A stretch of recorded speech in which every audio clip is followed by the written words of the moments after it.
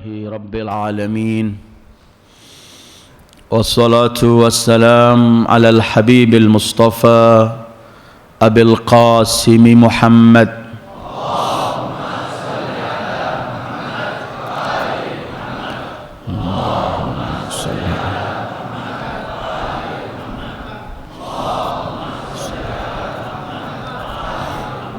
وآله الطيبين الطاهرين الأئمة الهداة المعصومين ولا حول ولا قوة إلا بالله العلي العظيم اللهم بحق محمد وآل محمد عليك صل على محمد وآل محمد وارزقنا ووالدينا وأزواجنا وأولادنا وذرياتنا من بعدنا حب محمد وآل محمد اللهم أحينا على ذلك وأمتنا على ذلك واحشرنا في زمرة من أحب محمدا وآل محمد مع محمد وآله يا كريم.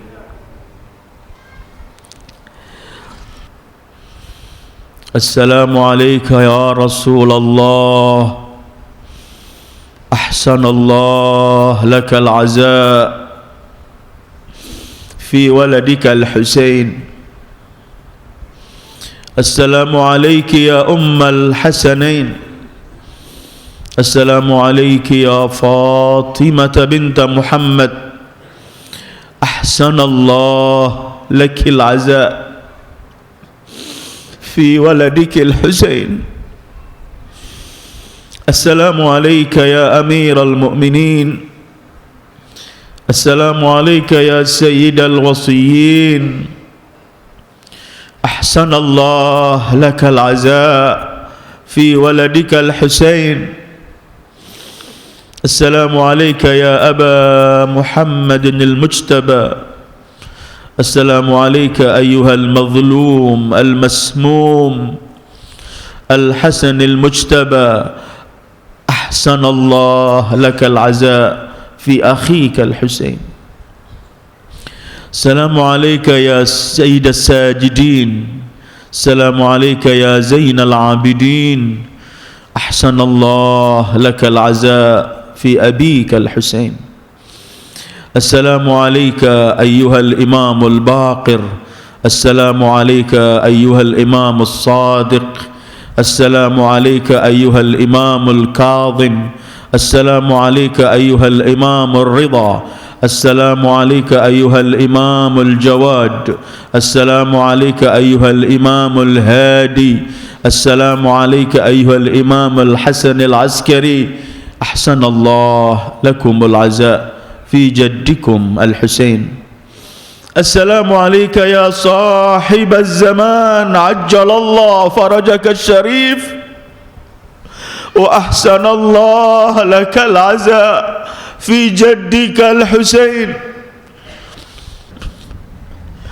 السلام عليك يا زينب بنت أمير المؤمنين أحسن الله لك العزاء في أخيك الحسين. أعظم الله أجورنا بمصابنا الحسين وجعلنا وإياكم من الآخذين بثأره مع وليه الإمام المنتظر عجل الله فرجه الشريف. أيها الإخوة والأخوات السلام عليكم ورحمة الله وبركاته. Syekh Mufid dalam kitab Irsyadnya pernah meriwayatkan bahwa suatu hari Rasulullah sallallahu alaihi wa alihi duduk di rumah Fatimah bersama Imam Ali, Fatimah, Al-Hasan dan Al-Husain. Kemudian spontan Rasul bersabda kepada mereka, "Kaifa idza kuntum sar'a wa quburukum syatta. Apa yang kalian bayangkan nanti wahai keluargaku, kalau kalian semua bakal terbunuh dan kuburan kalian berpisah-pisah. Al-Imam Al-Husain yang saat itu masih sangat kecil, beliau berkata, namutu mautan au nuqtal. Kami mati secara biasa atau kami dibunuh wahai datukku Muhammad. Faqala sallallahu alaihi wa alihi bal tuqtalu ya bunayya zulman wa yuqtalu akhuka zulman wa tashrudu dhararikum fil ard. Kamu bakal dibunuh dalam keadaan teraniaya dan saudaramu pun dibunuh teraniaya, sementara kelak keturunanmu akan diusir jauh dari tempat ke tempat yang lain. Ayyuhal ikhwa wal akhawat, hari ini adalah peringatan hari Karbala, hari duka Rasul dan Ahlul Bait. Hari yang telah diungkapkan oleh Rasul berkali-kali berkaitan dengan hari ini. Hari yang selalu ditangisi oleh Rasulullah sallallahu alaihi wa alihi bersama keluarga sucinya, bersama para sahabatnya pada suatu saat. Hari ini yang telah diberitahu kepada Rasul melalui Jibril, dan Rasul pernah menunjukkan kepada Imam Ali, kepada Ummi Salamah, kepada keluarga-keluarga dekat beliau mengenai Karbala, tempat dibantainya Imam Husain, di mana mereka akan mendirikan kemah-kemahnya, di mana wanita-wanita itu akan lari dari tempat ke tempat ingin memperoleh tetes air dan ketika kehilangan sanak saudara mereka. Hari ini adalah hari duka, duka Fatimah, duka Zahra. Hari ini adalah bela sungkawa kita berikan kepada Zahra, kepada Rasulul A'zam, kepada Al-Hasan, kepada Sajjad, dan kepada Ahlul Bait Al-A'immatul Athhar, sebagai bukti bahwa kita masih ingin menjadi pengikut setia mereka. Kita ingin damai dengan siapa yang damai dengan mereka. Kita ingin mencintai siapa yang mencintai mereka, dan kita akan benci dengan siapa yang membenci mereka. Hari ini adalah hari perjanjian kita sekali lagi sebagai cinta kita, pecinta Rasulullah, untuk kita katakan bahwa kita akan gembira saat engkau ya Habiballah dan keluarga sucimu gembira, dan akan sedih, merintih, menangis saat engkau dan keluarga sucimu sedih dan menangis. Karbala yang tertulis di belakang saya ini adalah ini yang dijanjikan Rasulullah sallallahu alaihi wa alihi, bahwa Al-Imam Al-Husain tetap akan membara di setiap hati seorang mukmin sepanjang kehidupan. Karena apabila ada seorang mukmin yang masih mengaku Sayyidil Wujud Muhammad nabinya, tidak terharu, tidak terbangkitkan dirinya untuk membela Imam Husain, tidak bahkan menangis, maka hati itu adalah hati yang belum diisi oleh mahabbah kepada Sayyidil Wujud dan keluarganya. Apabila ada seseorang tidak tersentuh, dikemukakan kepadanya mengenai tragedi Karbala yang ditangisi oleh Rasulullah, kemudian ia tidak tersentuh, maka darinya jangan pernah ditunggu untuk tersentuh ketika Islam dikoyak, ketika Rasul dan keluarganya dihinakan, ketika hak diabaikan. Ayyuhal ikhwa wal akhawat, Al-Imam Husain dalam Karbalanya, dalam peristiwa Karbala, banyak mengajarkan kepada pengikut-pengikutnya sepanjang zaman, pada pecinta-pecintanya.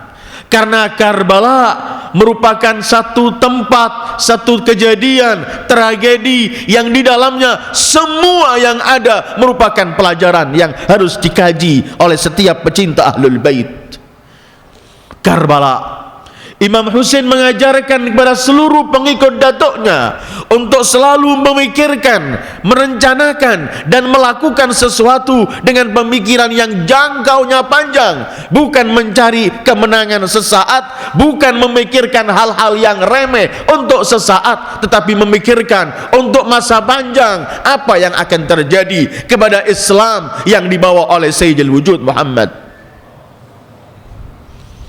Karbala, Al-Imam Husain pun mengajarkan kepada kita bahwa agar iman dan akidah yang kita miliki ini bukan hanya menjadi teori, bukan hanya menjadi ungkapan-ungkapan indah, ungkapan-ungkapan yang manis, tetapi agama, akidah, iman yang telah kita imankan harus kita wujudkan dalam amal praktek kita sehari-hari, agar iman itu ada buktinya, agar akidah itu ada bukti yang nyata di tengah-tengah masyarakat. Apabila iman cukup disebut, kemudian dituliskan teori demi teori tanpa praktek, maka iman itu tidak akan mewujudkan hakikat iman yang akan membawa kepada kebahagiaan dunia dan akhirat. Karbala mengajarkan kepada kita agar kita dalam rangka memperjuangkan hak, menganggap hina, kecil, remeh semua problem dan semua musibah, karena yang kita ingin tegakkan adalah yang paling mahal, yaitu kalimatul haq. Untuk ini Imam Husain membuktikan langsung, mengajak wanita-wanitanya, anak-anak kecil dan semua keluarganya untuk berkata kepada umat datuknya Sayyidul Wujud, ya ummat Muhammad, segala sesuatu murah, yang mahal cuman hak, dan tegakkanlah hak dan perjuangkanlah hak dan korbankan semua yang kalian miliki demi hak. Karbala mengajarkan kepada kita bahwa kematian yang ada tujuannya demi menegakkan hak itu yang menciptakan kehidupan. Setiap kematian dalam rangka menegakkan hak, disitulah adalah kehidupan yang nyata. Maka kita temukan para keluarga suci, para sahabat Imam Husain berlomba untuk memperoleh kematian, karena inilah kehidupan yang sebenarnya, inilah hidup yang abadi, sarmadi di bawah naungan Allah. Ini yang diungkapkan oleh Al-Qasim, al-mautu ahla minal asal. Pamanku, mati itu lebih manis dari madu. Pelajaran dari Al-Imam Husain. Al-Imam Husain mengajarkan kepada kita bahwa seluruh derita yang ada, yang kita peroleh demi menegakkan hak, bahkan justru di balik derita dan sakit semua ini adalah di sini kita akan ciptakan kebebasan, kemakmuran dan rahmat Allah yang akan turun. Sehingga mereka dicincang, tetapi mereka masih tetap awafaitu yabna Rasulillah. Mereka dibantai, tapi tetap mereka bersenyum dan mengatakan, sudahkah aku berbuat yang harus kulakukan, wahai cucu Rasulullah. Karbala dan Al-Imam Husain mengajarkan kepada kita agar jangan pernah kita ingin memperoleh kerelahan manusia, kita korbankan kerelahan Allah. Jangan, Karbala mengajarkan kepada kita, jangan mencari kerelahan orang, sanjungan orang, tepuk tangan orang, pemberian orang, tetapi dengan lewat memurkakan Allah dan melanggar ketentuan Allah. Abul Fadl Abbas ketika tampil, keluarga-keluarga dari pihak ibunya berkata, kamu jangan ikut tampil, kami masih ada hubungan famili, kamu akan saya berikan aman bersamaku di bawah lindungan pemerintah kita. Yazid bin Muawiyah, Abul Fadl Abbas teriak, tidak ada keamanan bagi kalian, lebih baik mati dalam kehinaan, lebih baik mati dalam memperjuangkan hak dan tidak memperoleh keamanan, kalau keamanan itu datangnya lewat melanggar ketentuan Allah. Pelajaran Karbala, jangan pernah dalam kehidupan kita masih mencari kerelaan Allah manusia, kemudian kita korbankan hak, korbankan agama. Al-Imam Husain dalam perjuangannya mengajarkan kepada kita, apabila kita telah melihat hak, dengan semua yang ada hak, maka cepat-cepat kembalilah ke hak. Jangan kita tetap mengikuti kebatilan setelah terbuka al-haq. Dan contohnya, lihatlah Al-Hur yang tadinya bersama pasukan musuh-musuh Allah, ketika melihat Al-Imam Husain dalam kebenaran, spontan ia berbalik. Ia yang kemudian datang kepada Al-Imam Husain seraya berkata, ya ibna Rasulillah, ana alladhi ja'ja'tu bika tariq. Aku yang menghalau jalanmu, aku yang ingin memerangimu, tapi setelah aku tahu bahwa aku dalam kesalahan dan engkau dalam kebenaran, masih adakah jalan untukku untuk bertaubat? Al-Imam menjawab, Allah akan memberikan taubat kepadamu. Spontan ia bergabung dengan Imam Husain, melihat hak, melihat cahaya, kemudian bangga dengan hak dan mengikutinya. Tidak lama ia gugur. Ketika ia mati syahid, kepalanya diletakkan dalam pangkuan Husain. Beliau berkata, anta hurrun kama sammatka ummuk, anta hurrun fid dunya wal akhirah.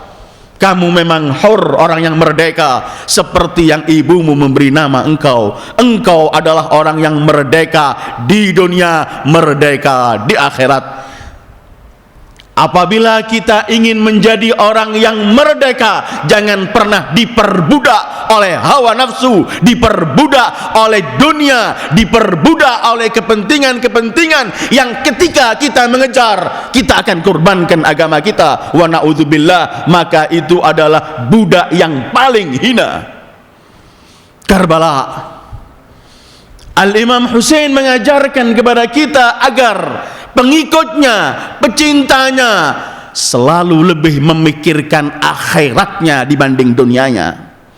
Hendaklah selalu berani mengorbankan dunianya apabila yang ia kejar akhirat. Walal akhiratu khairun wa abqa.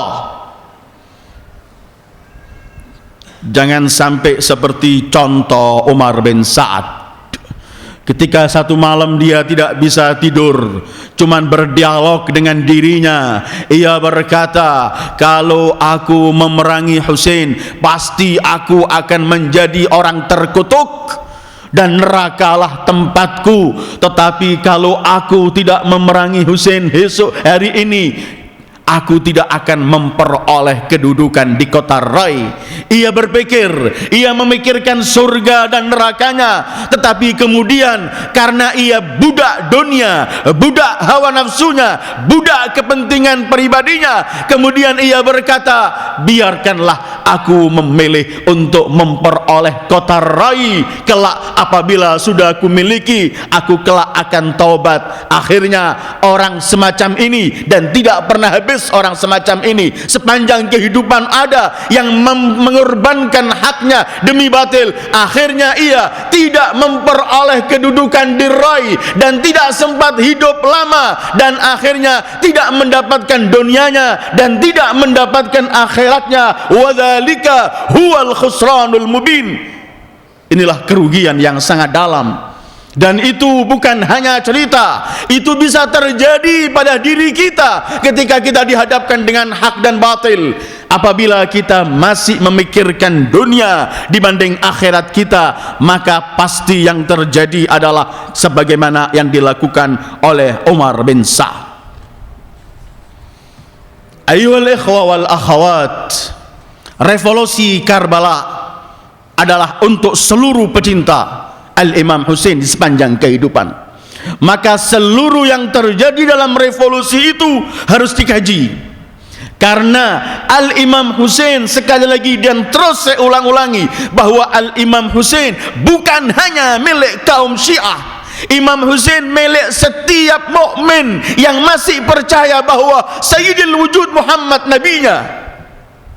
Karena setiap mukmin memperoleh perintah dari Allah untuk mencintai keluarga suci Sayyidul Wujud Muhammad, maka setiap mukmin harus memberikan permintaan itu. Qul la as'alukum alaihi ajra illa al-mawaddata fil qurba. Beliau bangkit untuk menegakkan hak. Beliau bangkit dan mengajak yang lain untuk bangkit. Beliau cuma berkata bahwa aku bangkit bukan dalam keadaan congkak, zalim dan menolak kebenaran, bukan mengejar harta dan tahta, tapi aku bangkit untuk mencari perdamaian dari umat datukku Muhammad.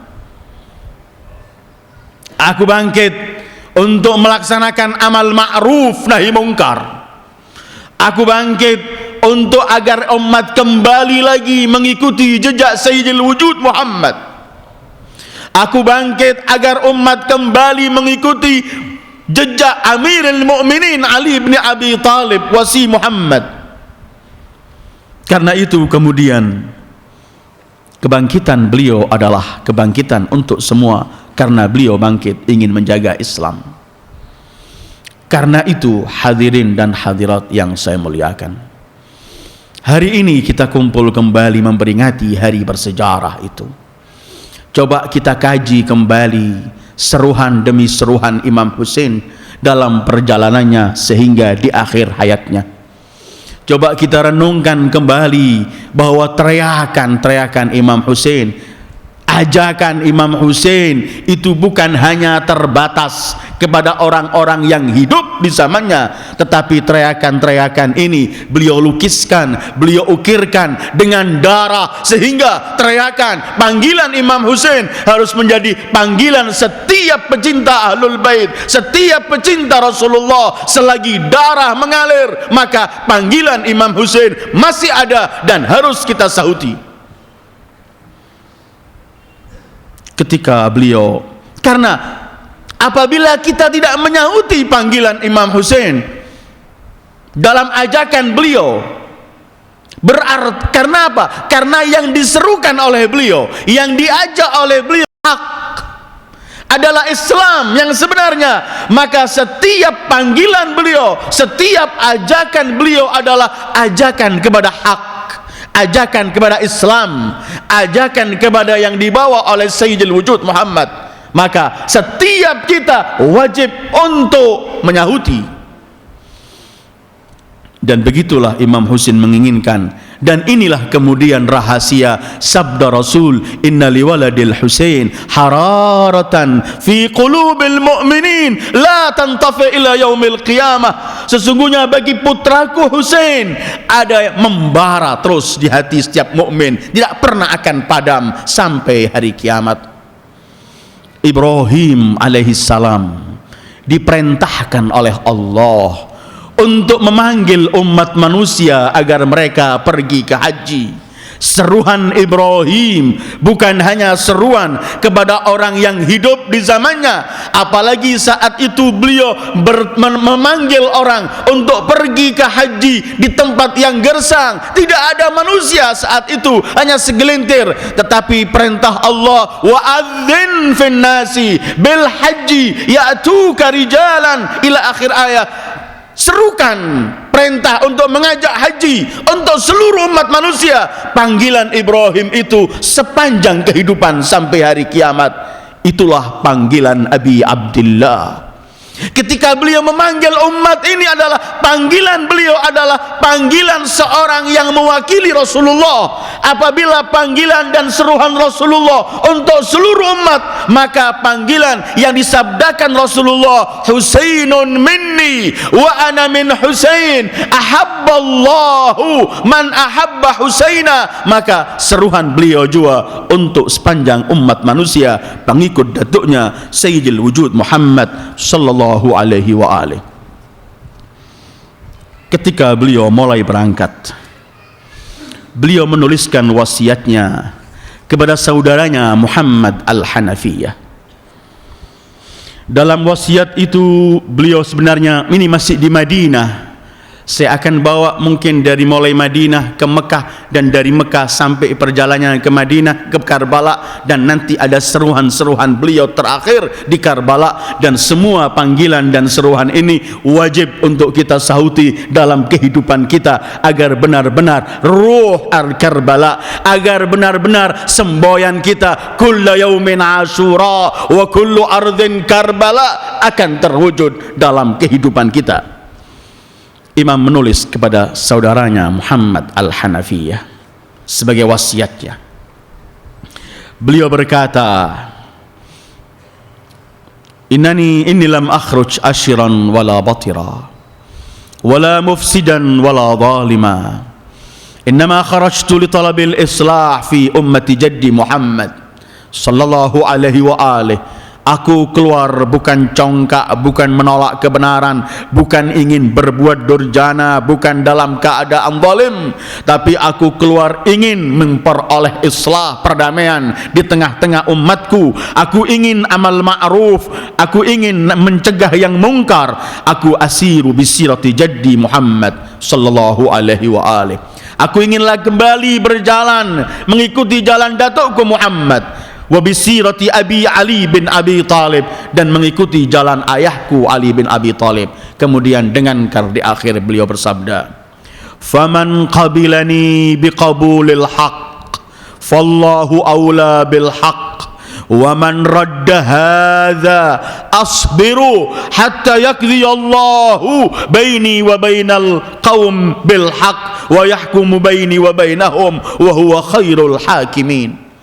Siapa yang ingin menyahuti panggilanku untuk hak, silahkan. Yang tidak, aku akan sabar dan tetap aku akan berjalan sampai Allah kelak yang akan menghukum aku dengan musuh-musuhku. Ayyuhal ikhwah, kita diajak Imam Husain untuk mencari islah, perdamaian di tengah-tengah umat. Kita diajak untuk amal ma'ruf, kita diajak untuk nahi mungkar, kita diajak untuk mengikuti jejak Sayyidil Wujud. Maka seruhan Imam Husain ini harus kita jawab dengan kalimat tertulis itu, labbaika ya Husain, bahwa kami menyahut panggilanmu wahai Husain, kami selalu mengikuti panggilanmu, kami ingin mencari perdamaian di tengah umat Muhammad, kami ingin amal ma'ruf dan nahi mungkar, kami ingin melakukan perjalanan yang dilakukan Sayyidil Wujud Muhammad. Karena itu kita cuma punya labbaika ya Husain.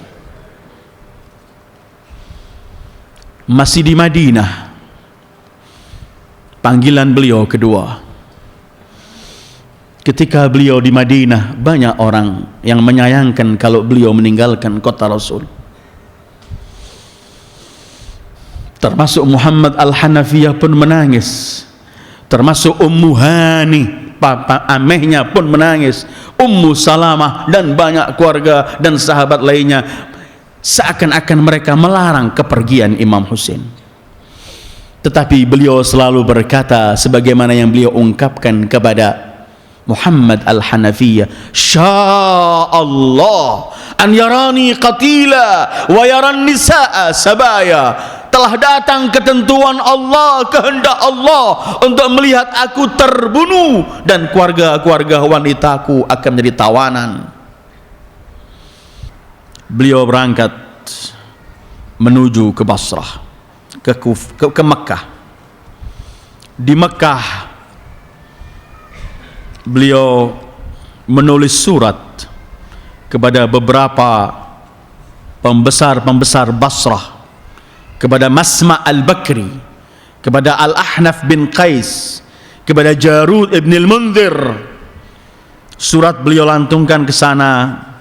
Di antara surat itu beliau bersabda, wa ana ad'uukum ila kitabillah wa sunnati rasulih sallallahu alaihi wa alihi fa inna sunnata qad umitat wa innal bid'ata qad uhyiyat fa in tujibu da'wati wa tuti'u amri ahdikum ila sabilir rasyad.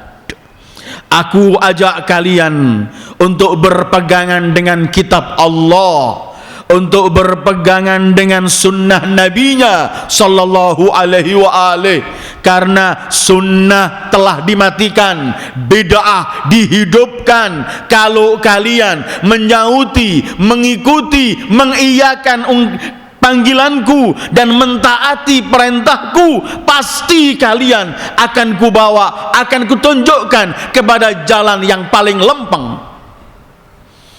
Ayyuhal ikhwah, Imam Husain hari ini tetap masih mengajak kita untuk berpegangan dengan Al-Quran dan sunnah Sayyidil Wujud Muhammad. Sampai hari ini Imam Husain masih mengajak kita untuk menegakkan sunnah Muhammad sallallahu alaihi wa alihi, Sayyidil Wujud, untuk menegakkan sunnah beliau, karena sunnah hari-hari ini di zaman beliau. Beliau ketika bangkit beliau bersabda, fa inna sunnata qad umitat, sunnah telah dimatikan, diasingkan, sementara bid'ah dihidupkan.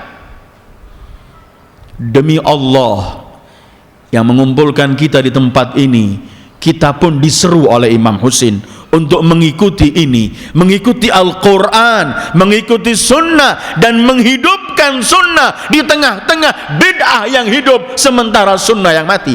Apabila sunnah tidak kita hidupkan, pasti yang tumbuh adalah bid'ah. Karena itu hadirin dan hadirat, hari ini kita pun kena panggilan Imam Husain ini, dan menghadapi panggilan ini kita tidak punya jalan kecuali cuman kita berkata labbaika ya Husain. Artinya labbaik, aku sahuti panggilanmu. Ini hari kita berjanji kepada Abi Abdillah untuk menyahuti seruannya, untuk menghidupkan sunnah, untuk memadamkan bid'ah, untuk mengikuti Al-Quran, untuk mengikuti sunnah Rasulullah. Baru kita menghargai darah suci beliau yang mengalir di Karbala. Kalau tidak, kita tergolong orang yang tidak menghargai darah suci beliau, keluarga beliau, dan sahabat-sahabat setia beliau. Ketika 8 Dzulhijjah beliau di Makkah, orang bersiap-siap untuk pergi menuju ke Arafah, tapi justru Imam Husain hari itu mau meninggalkan Makkah menuju ke tempat yang lain, yaitu tempat yang beliau akan jadikan sebagai tanah atau tempat revolusi beliau. Persis sebelum beliau berangkat, beliau menyampaikan khutbahnya terakhir di Makkah.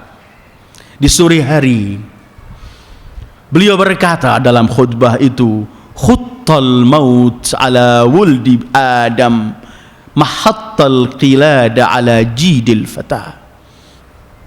Kematian telah mengingkari setiap manusia seperti kalung mengingkari leher wanita. Artinya Imam Husain ingin menjelaskan manusia tidak bisa lari dari kematian. Setiap orang pasti akan mati, dia kemanapun dikejar oleh kematian. Wa ma aulahani ila aslafi ishtiyaqu Yaqub ila Yusuf. Aduhai, alangkah rindunya aku kepada pendahulu-pendahuluku, pada datuk-datukku, seperti rindunya Yakub kepada Yusuf. Imam di hari itu mengungkapkan beliau telah rindu berjumpa dengan Sayyidil Wujud Muhammad, dengan Fatimah Az-Zahra, dengan Ali bin Abi Talib, dengan Al-Hasan Al-Mujtaba. Kemudian beliau menyebutkan dalam ungkapan yang banyak, aduhai seakan-akan aku telah menyaksikan apa kelak di padang Karbala ketika mereka menyayat-nyayat tubuhku, ketika mereka memperlakukan semua perilaku semacam ini. Setelah itu beliau menyebutkan tidak ada orang yang bisa lari dari kematian. Kemudian beliau bersabda, ridallah ridana ahlul bait, kerelaan Allah adalah kerelaan kami ahlul bait. Nasbiru ala bala'i, kami akan sabar dengan cobaan-cobaan Allah. Wa yuwaffina ajras sabirin, dan Allah akan memberikan pada kita pahala-pahala kesabaran. Terakhir beliau bersabda, man kana bazilan fina muhjatah wa muwattinan ala liqa'illahi nafsah falyarhal ma'na fa innani rahilun musbihan insyaallah. Siapa yang siap telah mau mengorbankan dirinya, mensiapkan jiwanya untuk mati bersamaku, maka siap-siaplah besok pagi aku akan meninggalkan tempat ini. Imam Husain ketika bangkit untuk revolusi beliau tidak pernah mengiming-imingi pengikutnya, tidak pernah ingin menyampaikan kepada mereka yang diajak, kalian akan memperoleh kenikmatan, kalian akan memperoleh kejayaan, kalian akan memperoleh kedudukan. Tetapi Imam Husain dari awal start beliau mengajak umatnya, kalian akan kuajak kepada kematian, kalian akan kuajak kepada menghadapi kematian yang gamblang dan nyata. Karena sebenarnya kematian di jalan itu adalah tujuan setiap mukmin yang percaya kepada Allah dan percaya dengan hari kiamat. Satu-satunya revolusi di dunia di mana orang pengikutnya telah diberitahu bahwa kalian akan gugur. Bukan janji-janji di balik revolusi, tetapi spontan bahwa karena ini menegakkan hak, maka yang kita cari adalah cuman pahala dari pemilik al-haq, yaitu Allah. Zalikumullah rabbukumul haq, famadha ba'dal haqi illa dhalal. Ini pun juga panggilan pada kita.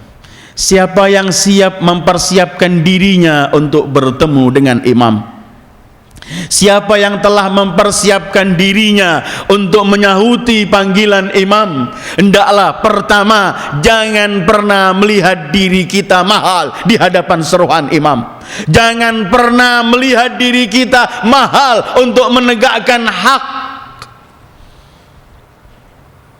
Hizbullah di Lebanon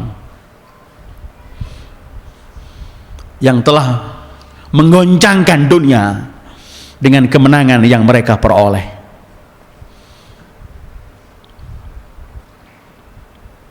Di mana kekuatan musuh begitu besar, tapi mereka adalah orang-orang pecinta ahlul bait.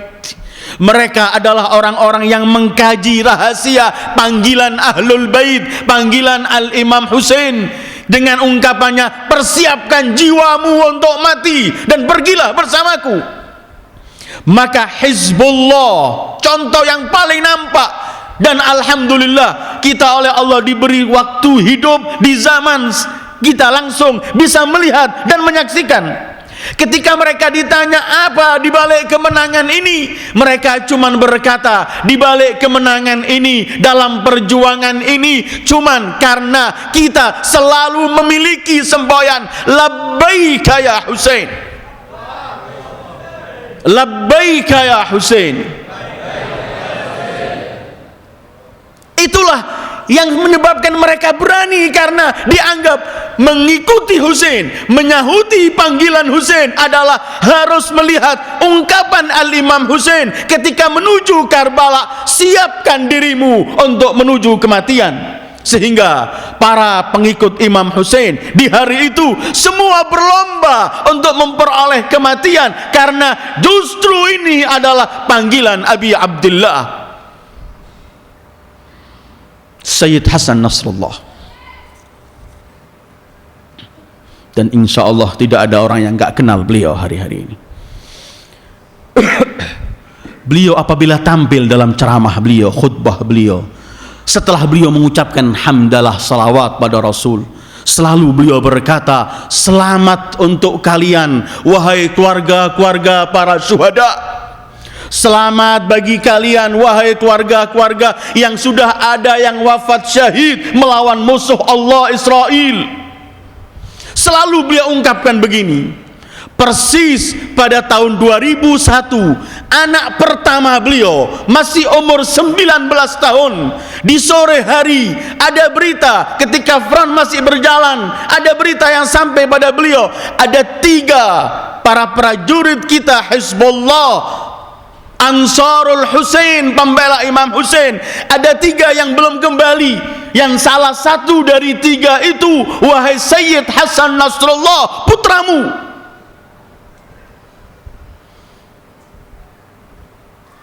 Setengah jam setelah berita itu, datang berita berikutnya, wahai Sayyid Hasan Nasrullah, 3-3-nya telah gugur, termasuk anakmu. 19 tahun umurnya hari itu, anak pertama beliau. Sebentar lagi kemudian menjelang maghrib, setelah maghrib beliau punya acara, harus menyampaikan ceramahnya. Orang-orang sekeliling beliau berkata, wahai Sayyid Hasan Nasrullah, tinggallah kamu di rumah untuk menenangkan istrimu, keluargamu, dan orang-orang yang datang ingin mengucapkan takziah atas wafatnya anakmu. Kata beliau, tidak, aku tetap akan naik mimbar itu. Aku akan ketemu pada pecinta-pecinta Abi Abdullah al-Husain. Tetap beliau menyampaikan khutbah setelah 1 jam anaknya wafat. Dalam ceramahnya setelah mengucapkan hamdalah salawat pada Rasul, beliau berkata, ayyuhal ikhwah wal akhawat, alhamdulillah, hari ini aku seperti kalian, tergolong keluarga yang ada syahid mati dari keluarganya. Tanpa ada berubah, karena dari mulai start awal telah mendengarkan panggilan Imam Husain, man kana badhilan muhjatuh muwattinan ala liqa'illah nafsah falyarhal.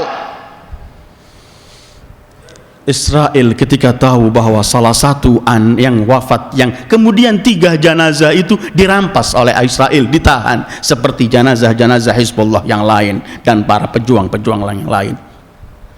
Israel setelah mengetahui bahwa ternyata salah satu itu adalah anak Hasan Nasrullah, mereka menghubungi bahwa kami akan lepaskan 3 ini, kami tidak akan membuat ada problem dengan Sayyid Hasan Nasrullah. Anaknya ditawarkan untuk dikembalikan jasadnya. Dengarkan orang yang sudah menyerahkan dirinya kepada Abi Abdullah al-Husain. Beliau hanya berkata, sebelum ini ada 150 jenazah syuhada kita belum kalian kembalikan. Kembalikan semuanya termasuk anakku, atau jangan kembalikan semuanya, karena anakku dengan anak-anak muslimin lain sama. Hizbullah ini yang selalu mengambil pelajaran dan yang selalu mempunyai semboyan ini. Mudah-mudahan yang kita tulis, yang kita letakkan di dahi kita, yang kita teriakkan labbaika ya Husain, benar-benar labbaik untuk kita mengikuti jejak Abi Abdullah al-Husain. Segala memang murah, yang mahal cuman Islam. Imam sekarang berjalan menuju ke Karbala. Dalam perjalanan-perjalanan ini, beliau juga masih menuliskan beberapa surat beliau sebagai seruhan dan mengajak umat untuk ikut bersama beliau.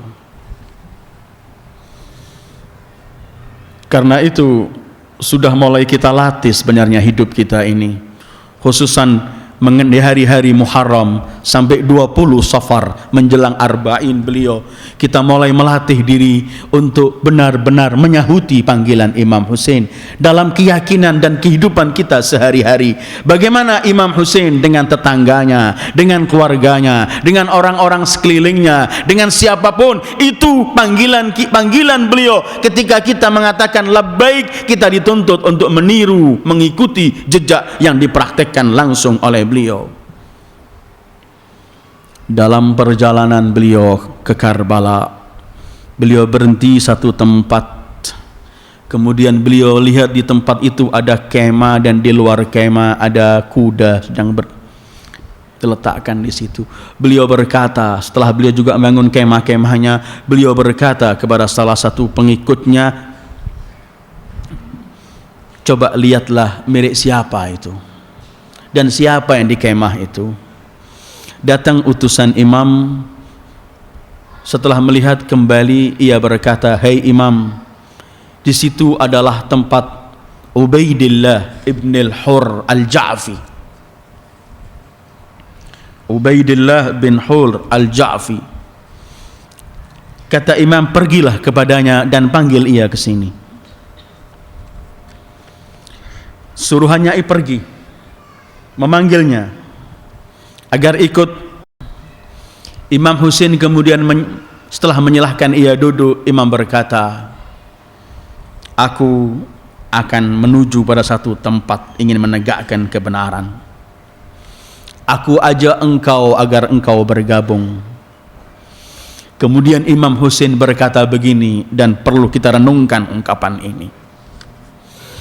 Inna laka dhunuban katsirah, fahal laka min taubah tumha dhunubuk. Hai Ubaidillah ibn al-Hur, kamu ini orang yang banyak dosamu dalam kehidupanmu. Maukah engkau memperoleh taubat untuk menghapus semua dosamu? Orang ini teriak, "Mahia ya Rasulullah?" Taubat apa ya Rasulullah untuk menghapus semua dosaku? Imam Husain cuman menjawab, "Tansuru ibna binti nabiyik wa tuqatil ma'ahu." Kamu belahlah anak dari anak putri Muhammad nabimu, dan kamu berperanglah dengannya melawan musuh-musuhnya.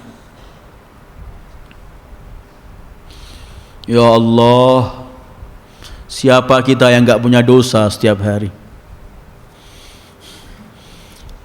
Imam Husain ketika mengatakan bergabunglah dengan aku diampuni dosamu, Imam Husain ingin menunjukkan karena bergabung dengan beliau itu artinya bergabung untuk menegakkan hak, bergabung untuk menegakkan al-Islam, bergabung untuk melawan kebatilan, bergabung untuk berani mati menegakkan hak, bergabung untuk amal ma'ruf nahi mungkar, bergabung untuk mencari perdamaian di umat Muhammad. Maka imam berkata, bantulah anak dari anak putri nabimu, Allah akan mengampuni semua dosamu.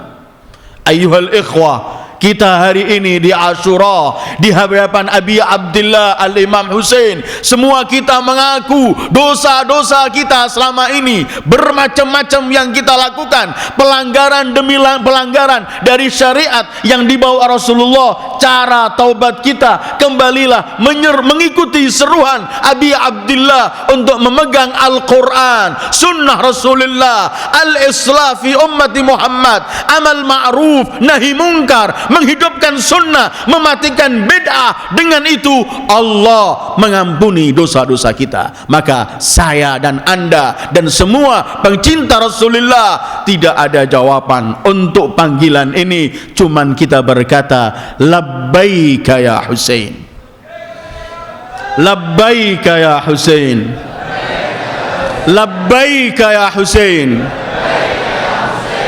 Dan selamanya kita akan sahut-dahutan Imam Husain. Kalau enggak, dengarkan dialog singkat Imam Husain dengan orang tadi yang ditawarkan untuk menghapus seluruh dosanya, ditawarkan untuk bergabung menegakkan hak.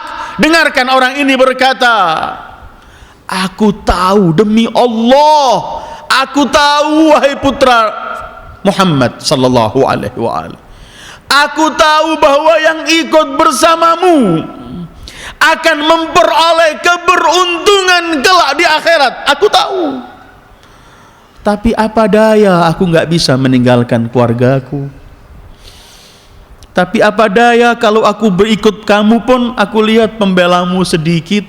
Dan terakhir ia berkata, inna nafsi la tasmahu bil maut. Aku masih belum mau mati, wahai cucu Rasul. Ya Allah, murahnya orang ini dan hinanya, masih menganggap ada yang lebih mahal dari hak, ada yang lebih mahal dari membela cucu Rasulullah, sehingga masih mengatakan aku masih belum mati. Padahal mati bersama Imam Husain ialah ahla minal asal, lebih manis dari madu. Bukan cuma lebih manis, kematian dengan Imam Husain artinya mulai menciptakan kehidupan abadi yang akan dikenang sepanjang zaman.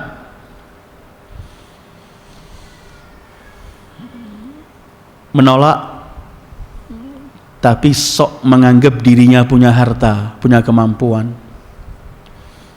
Dia nggak mau bersama imam, tapi kemudian ia berkata, hei cucu Rasul, aku punya kuda yang gak terkalahkan. Kuda ini gak bisa dihitung harganya. Di setiap kesempatan dia selalu yang terdepan. Kuda ini saja aku berikan kepadamu untuk kamu gunakan dalam perjalanan jihadmu. Wahai yang selalu hanya membanggakan hartanya, selalu membanggakan kedudukannya, selalu menganggap dirinya ada di hadapan hak. Dengarkan jawaban Imam Husain, dengarkan jawaban orang yang ingin menegakkan kebenaran. Diajak kepada kebahagiaan, diajak kepada surga, menolak. Tapi dengan bangganya ia mengatakan, biar surga, biar kudaku saja bersamamu. Al-Imam Husain beliau menjawab, ama idza raghibta bi nafsik anna fala hajata lana fi farasik wala fika wama kuntum muttakhidhal mudillina azuda. Kalau memang kamu tidak mau bergabung denganku dan kamu tidak mau berjihad denganku, maka aku tidak butuh denganmu, tidak butuh dengan kudamu, dan aku tidak pernah akan minta pertolongan kepada orang yang masih ingin memilih kesesatan.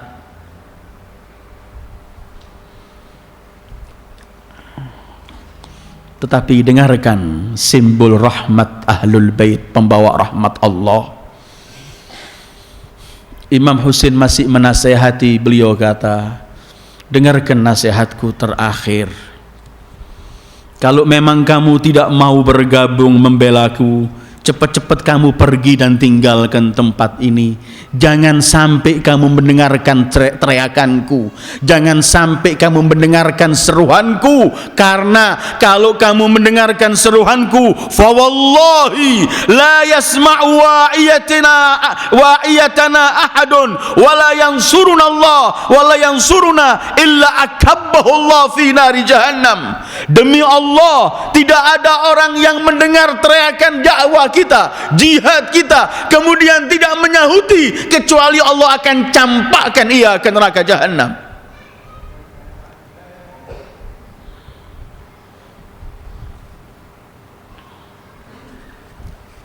Perjalanan beliau belum selesai. Beliau sudah sampai di Karbala. Beliau sudah dihalau oleh Al-Hurr dengan 1000 atau 2000 pasukannya. Di depan Al-Hurr beliau mulai menyampaikan khutbahnya, mengingatkan kembali. Khutbah beliau hari itu di tempat namanya Al-Baydah.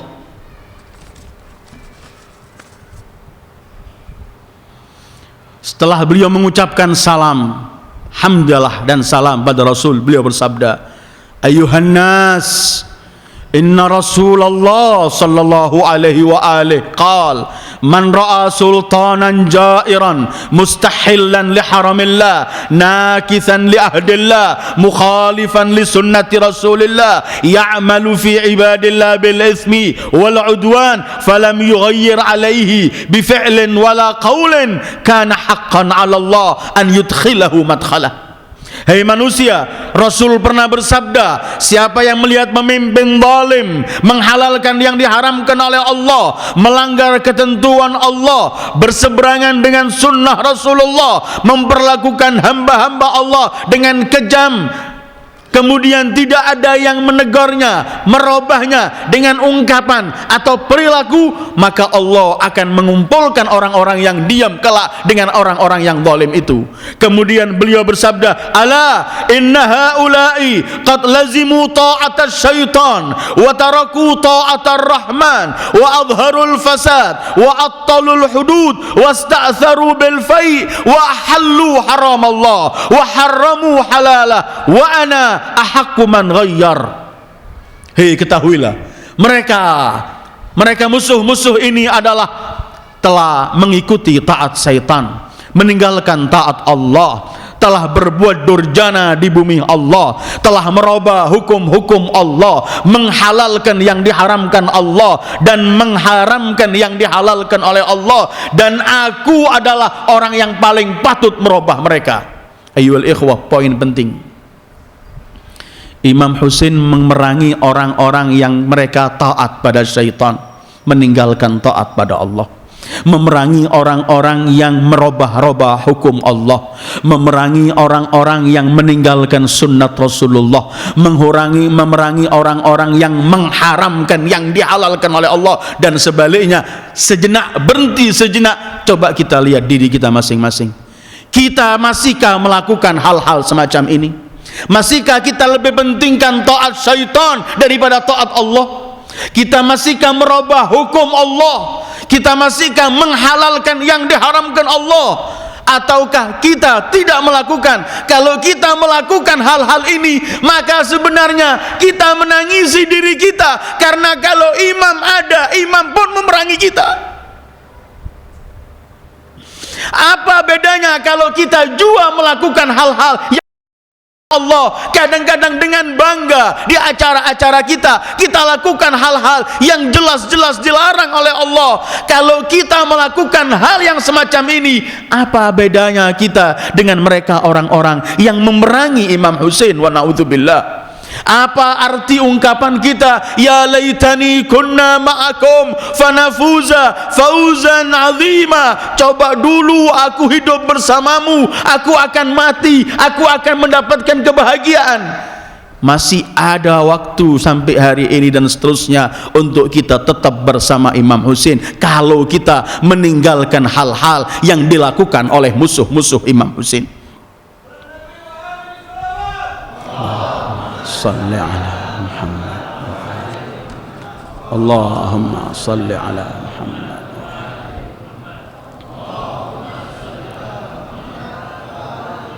Attalul hudud, ya Allah, hukum-hukum mereka tinggalkan. Ayyuhal ikhwah, demi Allah tidak ada artinya Asyura ini dan peringatan Asyura kalau kita juga enggak melihat diri kita dan enggak merubah diri kita. Kalau kita tetap melakukan hal-hal yang sama yang dilakukan oleh musuh-musuh imam, maka kita sungguh telah menzalimi darah suci Imam Husain yang mengalir di Karbala. Karena itu kemudian Imam Husain hanya mengatakan, fa in tutimmu ala bai'atikum tusibu rusdakum. Kalau kalian tetap berbaiat padaku, mengikuti jejakku, kata seruhan imam ini, kalian akan memperoleh jalan yang paling baik. Ayyuhal ikhwah, saya, anda dan semua pecinta ahlul bait, kita pun wajib untuk mengikuti hal ini. Sampailah beliau di Karbala dan masih mengungkapkan khutbah dan seruhan-seruhan beliau. Ketika beliau sudah di Karbala di hari Asyura, persis hari Asyura, hari semacam ini, beliau masih menyampaikan khutbahnya di depan semua mereka yang ingin menyerang dan menyerbu beliau. Beliau bersabda, Yuhannas, isma'u qawli wa la ta'jalu hatta a'idhakum bima yahikku lakum alayya wa hatta u'dhira ilaykum fa in a'taytumuni an-nisfa kuntum bidzalika as'ad wa in lam tu'tuni an-nisfa min anfusikum فأجمعوا رأيكم ولا يكن أمركم عليكم غمة ثم اقضوا إلي ولا تنظرون إن ولي الله الذي نزل الكتاب وهو يتولى. Hai manusia, sebentar, jangan keburu kalian memerangi aku. Aku ingin menyampaikan nasihatku yang hak harus kusampaikan kepada kalian, sehingga kalian, supaya aku mempunyai alasan kelak di hadapan Allah dan kalian tahu siapa yang kalian perangi. Kalau kalian mau insaf, maka kalian akan memperoleh jalan yang indah di hadapan Allah. Tapi kalau tetap kalian akan memerangi aku hanya pasrah kepada Allah. Dia, Allah, adalah pembelaku dan selalu membela orang-orang saleh. Ketika imam menyampaikan khutbah ini, para wanita di kemah mendengarkan dan mereka semua menangis. Ketika mereka menangis, imam berkata kepada Abul Fadl Abbas, saudaranya, dan kepada putranya Ali al-Akbar, "Sakkitahunna fala amri la yakthuru bukauhunna." Hei Abbas, usahakan supaya berhenti tangisan kaum wanita ini. Demi Allah, sebentar lagi panjang tangisan mereka.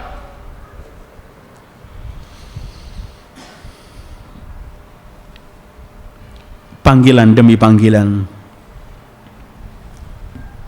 seruhan demi seruhan, dan inilah seruhan terakhir.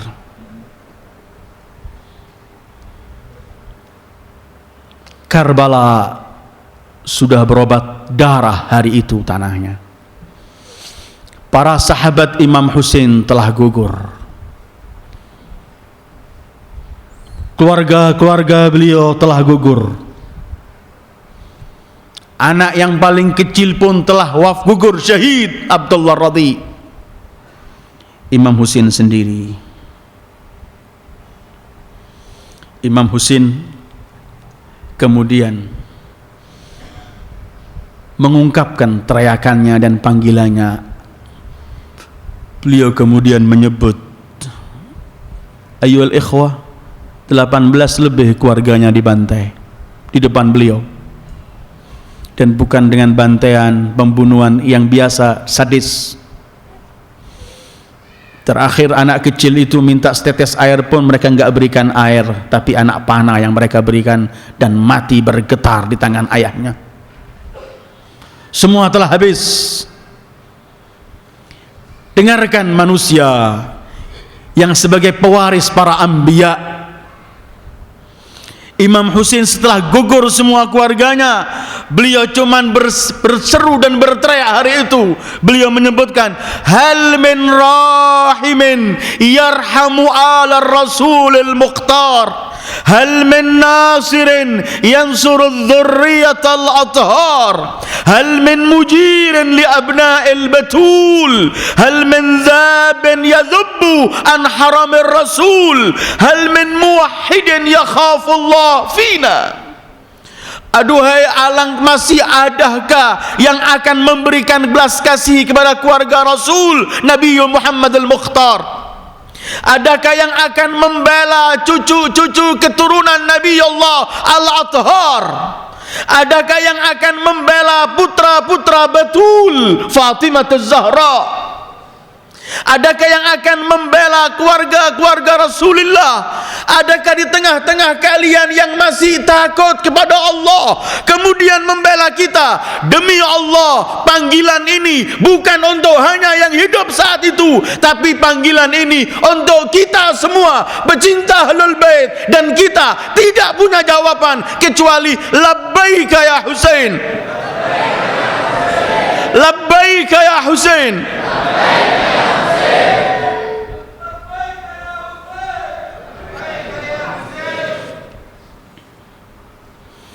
Kemudian beliau menyebutkan, "Wa ghurbata wa khillata nasira, ama min mu'inin yu'inuna, ama min nasirin yansuruna."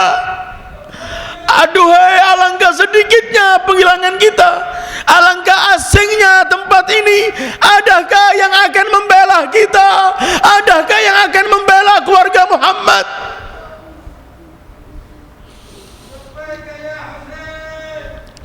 Labbaika ya Husain. Ketika saat ini, dengarkan ayyuhal ikhwah, ketika Imam Husain teriak semacam ini, dari kemah loncat dua anak kecil, wajahnya bagaikan bulan.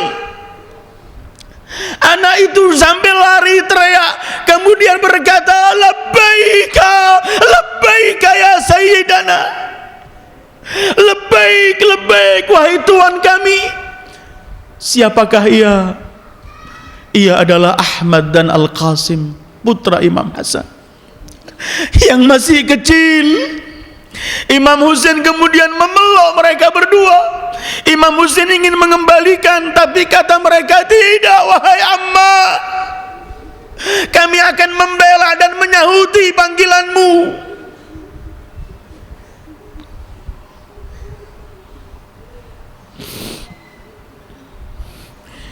Imam bertanya kepadanya, ya waladi, atamshi birijlika ilal maut? Apakah kamu akan berjalan dengan kakimu menuju kematian?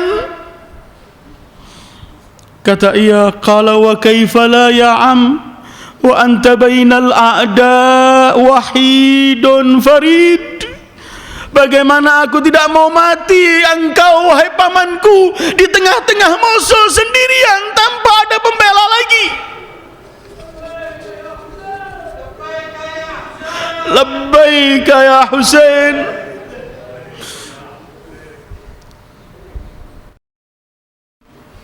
Memanggil anak itu, dibuka serbannya, dibelah jadi dua kain serban itu. Yang satu dikembalikan ditaruh belakang, yang satu dibulatkan diberikan di badannya, seakan-akan imam telah mengkafani anak itu dengan serbannya. Baju itu dijadikan kafan oleh imam. Kemudian imam berkata, anakku, anakku, kita berjumpa kelak dengan datukmu. Inilah panggilan Imam Husain, ayyuhal ikhwah, hal min mu'inin yu'inuna, hal min nasirin yansuruna. Dan harus selalu kita berkata, labbaika ya Husain.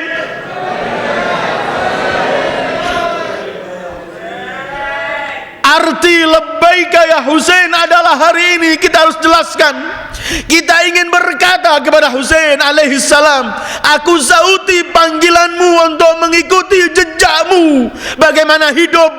Bagaimana hidup bersama Allah, ibadah kita, salat kita, hubungan kita sesama kita, hubungan kita dengan orang yang seagama, semazhab, di luar mazhab, siapapun yang masih menegakkan kalimat Allah, masih bertauhidkan la ilaha illallah Muhammadur Rasulullah, harus bersikap untuk sautan kita kepada Imam Husain, labbaika ya Husain. Kita akan berbaik kepada siapapun, kita akan menegakkan kalimat Allah. Tetapi ayyuhal ikhwah wal akhawat, kenapa orang-orang itu enggak menyahuti panggilan Imam Husain? Kenapa orang-orang itu menjadi gersang hati mereka, menjadi orang-orang yang sadis? Anak-anak kecil mereka bantai, wajah-wajah yang suci bersih mereka habiskan, kemah-kemah wanita mereka bakar, air setetes pun mereka enggak berikan. Apa yang terjadi pada mereka? Mereka seperti kita sebenarnya. Mereka juga beriman kepada Allah, beriman dengan akhirat, percaya surga, percaya neraka, percaya adanya syafaatul muzma lil habibil mustafa, percaya dengan semua. Mereka salat, mereka zakat, mereka membaca Al-Quran. Tetapi kebiadaban apa yang terjadi? Coba kita pelajari. Tetapi Imam Husain telah menyebutkan, dan itulah kebesaran Ahlul Bait, agar kemudian pencinta beliau, pengikut beliau yang mengenang sejarah beliau tidak memiliki penyakit yang dengan penyakit ini musuh-musuh mereka menjadi orang-orang biadab. Karena kalau tidak disebutkan oleh imam, mungkin kita tidak tahu, mungkin juga akhirnya kita menangisi imam seperti Umar bin Sa'ad juga menangisi. Mungkin juga kita menangisi al-imam seperti biadab yang merampas anting-anting wanita suci Rasulullah, anak kecil, dengan mengkoyak-koyak telinganya sambil menangis. Apa rahasianya mereka menjadi orang-orang biadab, menjadi orang-orang yang gak kenal lagi peri kemanusiaan? Dengarkan Imam Husin mengangkat di akhir hayatnya, khutbah terakhir beliau mengangkat Quran di atas kepalanya. Beliau berkata, hai para manusia, dengarkan, inilah kitabullah, Quran kalian. Siapakah aku? Bukankah aku putra dari putri Muhammad? Apa salahku? Apakah aku pernah membunuh dari kalian sehingga kalian lakukan qisas untukku? Hei manusia, dengarkan ungkapanku. Mereka teriak-teriak, mereka enggak mau mendengarkan ungkapan ini. Kenapa? Dengarkan terakhir dengan suara yang sudah mulai meredah. Imam Husin hanya berkata, wa kullukum asin li amri ghaira mustami'in qawli faqad mala'at butunukum minal haram wa tubi'a ala qulubikum. Kalian tidak pernah akan mendengarkan ungkapanku, kalian tidak pernah akan mentaati perintahku, karena perut-perut kalian penuh dengan haram, hati kalian telah tertutup. Ayyuhal ikhwah wal akhawat, jangan pernah sampai ada darah mengalir dari tubuh kita dari benda yang haram, karena akan menjauhkan kita dengan Rasulullah, menjauhkan kita dengan keluarga Rasulullah, bahkan kita akan menjadi memusuhi hak. Mala'at butunakum minal haram. Ini perlu kita kaji. Jangan kita selalu cinta dunia, kemudian kita cari dunia ini walaupun lewat haram. Rasul bersabda, kullu lahmin nabata min haram fannaru aula bih. Setiap daging tumbuh dari haram, daging ini yang paling pantas tempatnya cuma neraka. Karena itu nggak bisa berbuat baik. Wa na'udzubillah. Ayyuhal ikhwah, dalam rangka kita memperingati hari Asyura, mari kita perbaiki kembali. Jangan kita memasukkan sesuatu yang haram. Apalagi kita kepala rumah tangga. Kasihanilah putra putri Anda, kasihanilah istri Anda, kasihani anak-anak yang masih kecil. Jangan kita berikan mereka dengan yang haram. Akhirnya mereka tumbuh dengan darah dan daging yang busuk, tidak akan kenal kepada kebenaran. Wa na'udzubillah. Mas'ul, tanggung jawab besar bagi setiap kepala keluarga. Jangan pernah makan haram dan memberikan haram kepada keluarganya. Akan berantakan keluarga itu, dan anak-anaknya akan menakutkan. Wa na'udzubillah. Dan dosanya dia ada pada kita. Ayyuhal ikhwah wal akhawat, itulah seruan demi seruan yang disampaikan oleh Al-Imam Husin. Tapi sebelum saya akhiri, kita apabila mengikut Al-Imam Husin, ikutilah Imam Husin bukan hanya di waktu Karbala dan Asyura, tapi ikutilah sepanjang kehidupan beliau. Bagaimana perangai beliau, bagaimana akhlak beliau, bagaimana beliau hidup dengan yang lain, bagaimana menghargai orang lain, bagaimana mencontohkan akhlak yang indah dan yang diberikan selalu untuk orang lain, bagaimana ibadah beliau, bagaimana kedermawanan beliau, bagaimana kesopanan beliau, dan hal-hal semacam ini yang harus selalu kita kaji agar benar-benar kita menjadi pengikut. Kemudian di Asyura harus ada beberapa poin penting yang ingin saya sampaikan. Pertama, jangan dijadikan peringatan Asyura untuk mengejek atau mentertawakan atau bahkan menyebutkan hal yang kecil kepada orang-orang yang masih belum sepaham dengan kita berkaitan Asyura kita. Beri kebebasan orang untuk memilih apa yang ia pilih, karena kita tidak mau lagi sibuk dengan hal-hal di antara tengah-tengah kaum muslimin. Capek kita dicabik-cabik oleh musuh-musuh Allah. Perselisihan sunnah Syiah itu adalah produksi Amerika dan Zionis yang ingin memecah belahkan umat Islam. Masihkah kita sibuk masalah begini? Kenapa enggak dibiarkan siapapun memilih apa yang ia ingin pilih, dan kita memberikan penghormatan kita dengan pilihan yang ia pilih? Yang memecah belah kita adalah musuh-musuh Allah. Mereka gagal di Afghanistan, mereka gagal di setiap benua Islam. Kemudian mereka sudah habis sekian miliar dolar, akhirnya mereka tidak mampu melawan lagi. Yang mereka lakukan ialah akan memecah belah umat Islam. Di tengah umat Islam diisukan timbulkan sunnah Syiah, diisukan fitnah-fitnah yang mengajak ke sana. Lihatlah Irak sebelum adanya Amerika tidak ada perselisihan antara Sunnah dan Syiah. Yang menjaga kuburan Al-Imam Al-Hadi dan Al-Imam Al-Hasan Al-Askari sampai hari ini orang Sunni yang dibom belum 2 tahun lalu oleh antek-antek Amerika.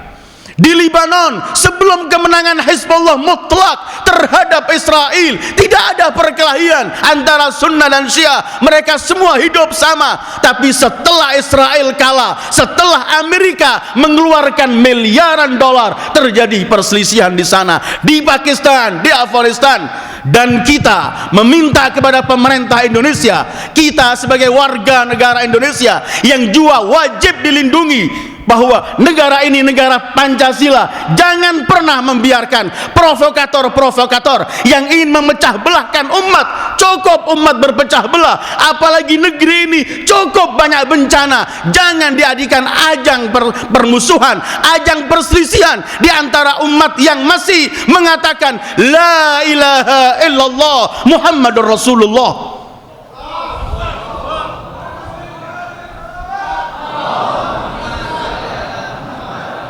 Perkelahian antara Sunnah dan Syiah, yang untung adalah Amerika, yang untung adalah Zionis. Tidak ada ajaran Sunnah yang membolehkan orangnya membunuh orang Syiah. Tidak ada ajaran dalam Syiah yang membolehkan orangnya untuk membunuh Sunnah. Semua adalah umat Muhammad.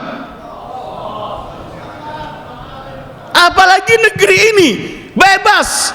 Negeri Pancasila, apapun yang akan Anda ikuti terserah. Yang dilarang Anda merampas hak orang, yang dilarang Anda mengganggu orang lain. Tapi Anda memilih cara ibadah Anda, cara yang Anda lakukan itu antara Anda dengan Allah. Berkaitan dengan agama pun, Allah pencipta kita, Allah pemberi rizki kita, memberikan segalanya untuk memilih agama. Allah toh juga masih berfirman, la ikraha fid din. Kalau Allah nggak memaksakan apa yang bisa dilakukan oleh orang-orang tertentu yang ingin memecah belah umat, memaksakan fahamnya harus diterima, yang tidak sama harus diperangi. Syariat mana yang membawa semacam ini? Marilah kita jadikan hari Asyura hari persatuan umat Islam, hari penganyahan kepada Zionis dan musuh-musuh Islam yang ingin membantai dan memecah belah kekuatan umat Islam. Mereka tidak pernah melihat Sunnah maupun Syiah. Yang mereka ingin perangi adalah Islam itu sendiri. Maka apapun perkelahian antara Sunnah dan Syiah, tidak ada yang menang. Yang menang cuma Zionis dan Amerika. Dan sebelum saya akhiri, untuk kita membarakan lagi semangat kita kepada Abi Abdullah, semangat kita kepada Al-Imam Husain, semangat kita untuk hidup kembali mengikuti jejak Abi Abdullah dalam semua yang beliau lakukan, semampu kita dan semarak kita untuk menghulurkan tangan perdamaian, kasih sayang dan cinta pada setiap pengikut Husain, pada setiap pengikut Rasulullah, pecinta Rasulullah. Mari kita dengan suara yang lantang kita bersama-sama berkatakan untuk menyahut panggilan Imam Husain, untuk kita berkata labbaika ya Husain, labbaika ya Husain, labbaika ya Husain, labbaika ya Husain. Wa sallallahu ala khairi khalqih sayyidil wujud Muhammad. Allahumma bihaqqi Muhammad wa ali Muhammad, salli ala Muhammad wa ali Muhammad. اللهم بحق الحسين وبكل قطرة من دم الحسين صل على محمد وآل محمد واغفر ذنوبنا واستر عيوبنا واكشفنا واغفر لنا ولوالدينا ولمشايخنا ولأحبابنا ولمن أوصانا بالدعاء ولمن أحسن إلينا ولمن أساء علينا ولكل أتباع أهل البيت ولمحبي أهل البيت ولمن بكى لمصاب أهل البيت ولذرية الزهراء في مشارق الأرض ومغاربها وللمؤمنين والمؤمنات والمسلمين والمسلمات الأحياء منهم والأموات تابع الله بيننا وبينهم بالخيرات اللهم اغفر ذنوبهم اللهم استر عيوبهم اللهم اكشف كروبهم اللهم فرج همومهم اللهم يسر أمورهم اللهم سهل مطلبهم اللهم اقضي حاجاتهم اللهم انصرهم على أعدائك وأعدائهم اللهم اجعل الجنة مأواهم ورضاك غايتهم ومناهم وصلى الله على خير خلقه سيد الوجود محمد وآله أجمعين رحم الله من قرأ الفاتحة مع الصلوات.